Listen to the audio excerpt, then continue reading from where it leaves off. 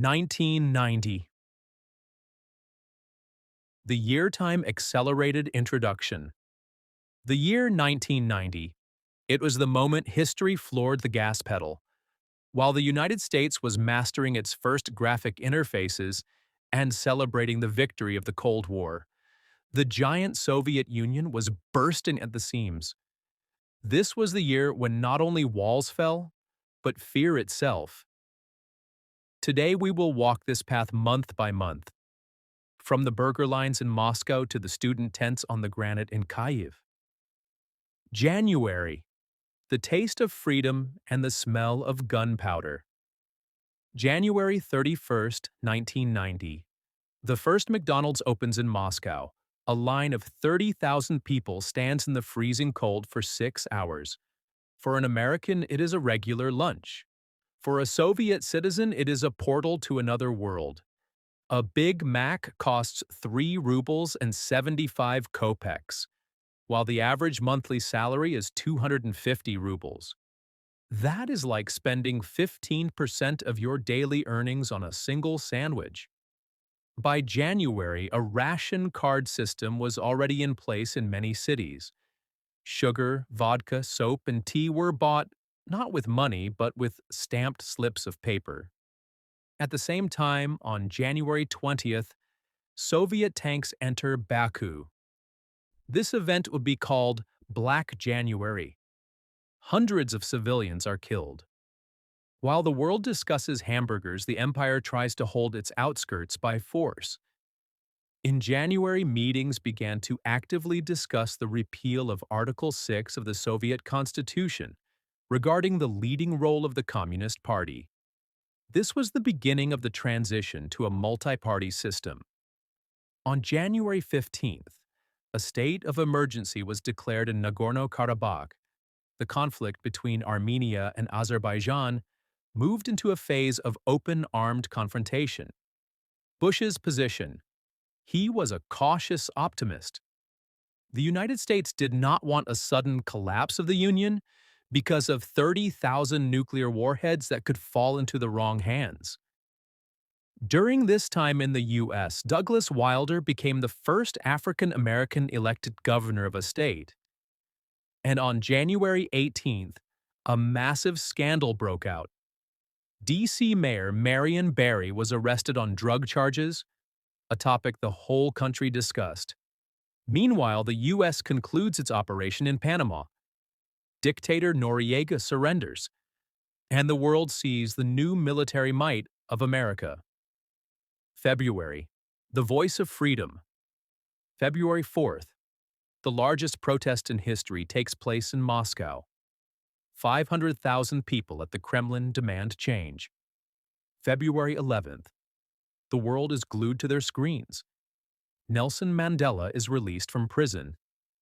America celebrates this as a global triumph of democracy. Technology. In the United States, Adobe Photoshop version 1.0 is released. The visual world changes forever, while the Soviet Union is still trying to survive in the old reality. March. The first domino. March became fatal for the communist monopoly. Article 6 of the Constitution was repealed. On March 15th, Mikhail Gorbachev becomes the first as last president of the Soviet Union. Lithuania. On March 11th, Lithuania is the first to declare its restoration of independence.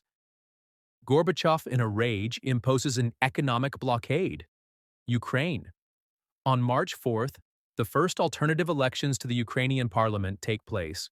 A powerful opposition, the People's Council, enters the political arena. April, a gaze into the universe. April the 24th, the U.S. launches the Hubble Space Telescope. This is the technological Olympus. Americans see the stars while Soviet people see empty shelves. Ration cards for salt and matches are introduced. The gap between the mere space station and an empty grocery store becomes unbearable. May, Windows and Yeltsin. May 22nd, Windows 3.0 is released. Computers become understandable for every American. At the same time, on May 29th, Boris Yeltsin becomes the leader of Russia. Two centers of power appear in the Kremlin. The conflict between Gorbachev and Yeltsin paralyzes the country. June. A handshake in Washington. Bush and Gorbachev sign an agreement to destroy chemical weapons. The Cold War is officially over in the minds of the leaders. But on June 12th, Russia adopts the Declaration of State Sovereignty. This is a massive blow to Gorbachev's authority. July. The Ukrainian Manifesto. July 16, 1990. The Parliament of Ukraine adopts the Declaration of State Sovereignty of Ukraine. Ukraine declares the right to its own army and currency. While Americans watch the movie Ghost in theaters, tobacco riots begin in Ukraine and Russia. People stand in lines for days for basic necessities. August. Thunder in the desert and the death of a legend. August 2nd, Saddam Hussein's Iraq invades Kuwait. The U.S. begins Operation Desert Shield. Gorbachev supports Bush, which comes as a shock to former allies. On August 15th, rock legend Victor Tsoi dies. His song Changes plays from every window as the anthem of a generation. September. A new Europe.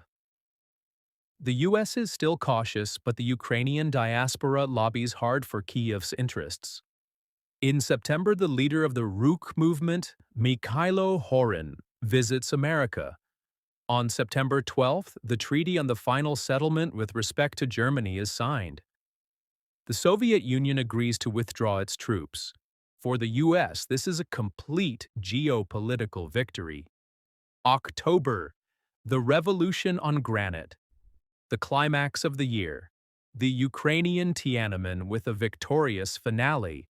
From October 2nd to the 17th, students go on a hunger strike in the center of Kyiv.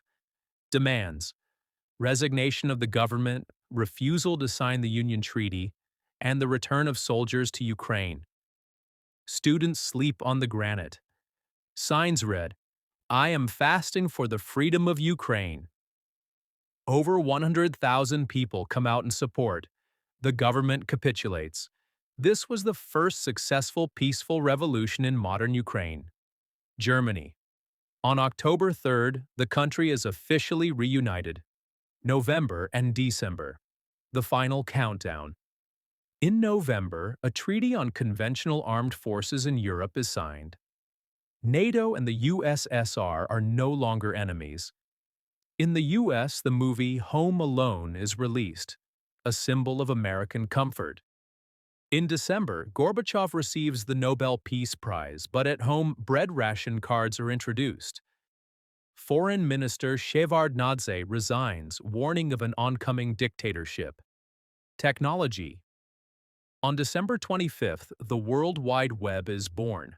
The first website is launched. Time magazine names Bush Man of the Year. Ukraine, meanwhile, creates its own banking sector. The price of a dream. Comparison. Let's compare October of 1990. The average salary in the USSR was 250 rubles, about $200 at the real exchange rate. Gasoline. In the U.S., a gallon costs $1.16. An American can buy 450 gallons with a weekly salary. In the USSR, a liter is 40 kopecks, but it's not there. From speculators, it's 5 times more expensive. Food. In an American supermarket, there are 30,000 products. A Ukrainian goes to a store with a consumer ID card with a photo. A pound of meat in the U.S. costs $3, less than 0.5% of income. A kilogram of meat at a market in Kyiv is 15 rubles, 10% of an engineer's salary. Technology. A VCR in the U.S. costs $200, 10% of income. In the USSR, it costs 1,200 rubles, 5 full monthly salaries. Real estate. A house in the U.S. costs $123,000 on a mortgage. In the USSR, the wait for an apartment is up to 20 years. A cooperative apartment costs 12,000 rubles. You would have to save your entire salary for 40 years. We have only pulled back the curtain on what was happening between two empires in 1990. It was a year of hope, lines, and the first tastes of freedom. What was the atmosphere like in your city back then? Let's discuss your memories in the comments below the video. And don't forget to subscribe. Our marathon through the history of the 90s is just beginning, and we have many more gripping investigations ahead. Hit the like button, share this video with your friends, and ring the bell so you don't miss the next episode. It only gets more interesting from here as we enter the decade that changed everything. See you in the next one.